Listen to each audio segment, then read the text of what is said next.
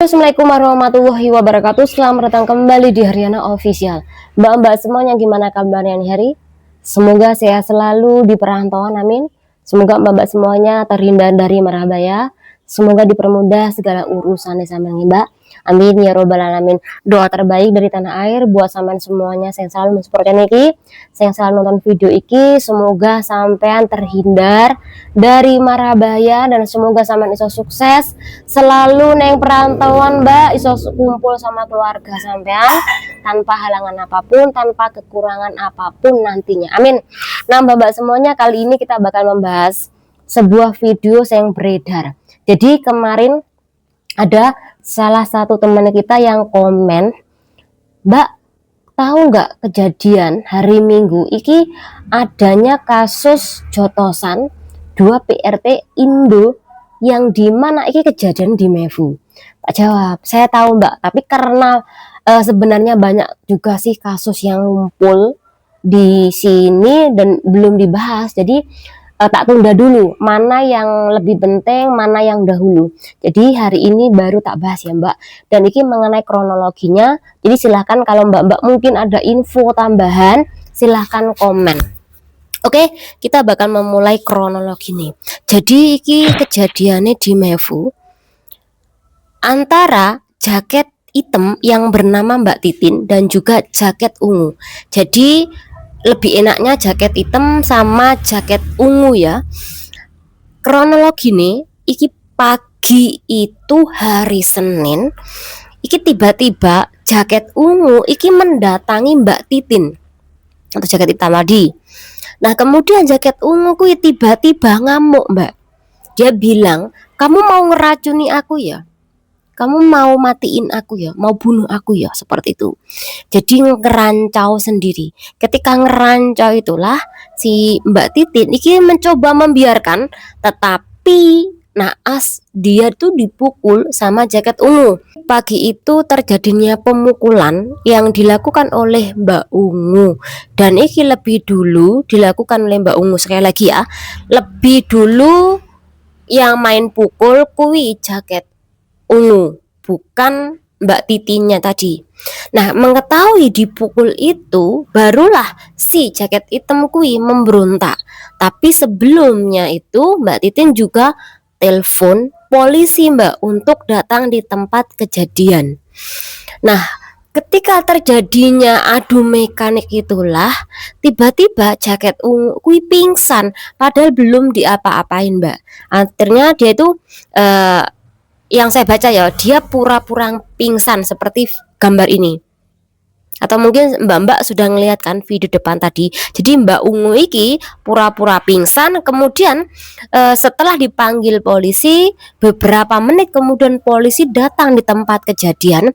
Iki melihat Mbak Ungu pingsan, secara otomatis yang digelandang ke kantor polisi, dimintain keterangan, itu adalah jaket hitam yang tidak apa-apa.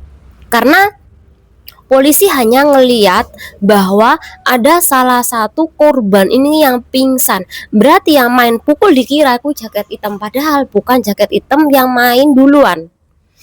Nah ketika itu jaket hitam dibawa ke kantor polisi, kemudian yang jaket ungu kui dibawa ke ambulan. Dibawa ke ambulan untuk dibawa ke rumah sakit. Kemudian setelah dilakukan perawatan, iki terdeteksi bahwa si jaket ungu kui Mbak E mengalami agak sedikit gangguan kejiwaan Mbak. Jadi kenapa kok dia ngerocos duluan? Kenapa dia kok suka marah-marah duluan, tiba-tiba nuduh kalau Mbak Titin mau bunuh lah, Mbak Titin mau racun. Nah ternyata yaitu kurang bek Mbak. Intinya gangguan kejiwaan. Dan kemudian Mbak Titin setelah diminta keterangan, tentu dia jawab kalau yang telepon polisi itu adalah aku, karena aku dipukul dulu. Dan kejadian ini bukan hanya sekali saja loh, dan bukan hanya aku saja yang dipukul, tapi ada 3 korban lagi yang mengalami pemukulan yang diakibatkan, yang dilakukan oleh Mbak jaket ungu itu. Jadi korbannya itu sebenarnya tidak hanya Mbak Titin saja, tapi ada orang lain lagi. Dan sebelum hari Senin pagi kui sampai videonya beredar sampai lapor polisi, ternyata hari Minggu Mbak kui juga kejadian hal yang sama, tetapi nggak kena Mbak. Jadi sudah 2 kali terjadinya pemukulan, tapi yang pertama kui katanya hari Minggu, kemudian barulah besoknya hari Senin pagi kui diulang kembali Mbak dipukul. Mungkin banyak kawan-kawan yang bertanya, Mbak jaket ungu kui ada majikannya tapi terdeteksi rodok sosote.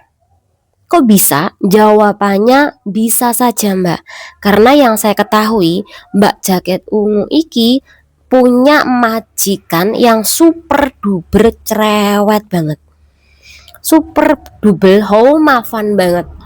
Mungkin karena kondisi kerjanya seperti itu sehingga iki menyerang psikis Mbak E, sehingga ketika dia iki beban berat, entah itu mikir keluarga ataupun sejenisnya, mungkin juga kerjaan, kemudian tambah lagi tekanan dari majikan, iki menyebabkan Mbak E iki akhirnya ngeblank, ya kui rancau Mbak, konon katanya dibunuh, konon katanya mau dicelakain, konon katanya mau diracun.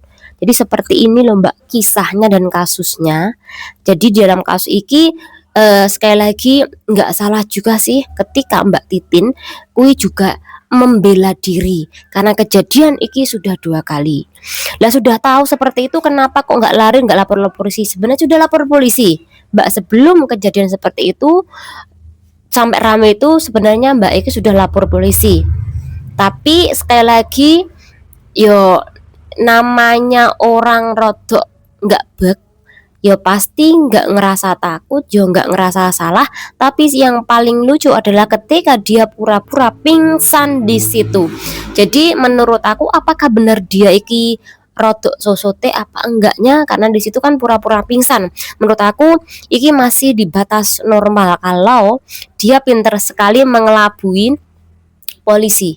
Jadi dia tahu nih lawan dia iki telepon polisi, akhirnya dia pura-pura pingsan.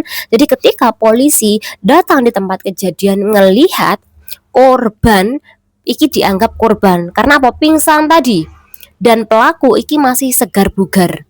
Jadi yang dibawa ke kantor polisi itu adalah Mbak Titin tadi, sedangkan satunya lagi Wi dibawa ke rumah sakit oleh ambulan. Kita bacakan sebuah komentar yo. Jadi si jaket ungu kui memang punya penyakit gangguan mental sedikit, marah-marah nggak jelas, kadang tertawa sendiri. Antara Mbak Titin sama jaket ungu kui nggak saling kenal. Semua orang dituduh katanya membunuh dan dia diracuni. Makanya dia kui melakukan kekerasan terhadap orang-orang yang dianggap meracuni dan membunuh si jaket ungu ini, sehingga wajar korbannya ini nggak hanya Mbak Titin saja tapi ada orang lain juga. Dan ini kalau dia lagi ngeromat sendiri ada sedikit gangguan mental. Dari sini kita belajar kawan-kawan, ketika kawan-kawan memiliki majikan yang benar-benar cerewet banget sama sampean, kemudian majikan yang suka ngomel banget, majikan yang dimana kui nekan sampean, apa-apa harus perfect, apa-apa kui harus bener, apa-apa harus cekatan, apa-apa kamu harus tahu, apa-apa kamu harus bisa. Hati-hati, jika Anda nggak kuat maka mental Anda kui yang bakal diserang.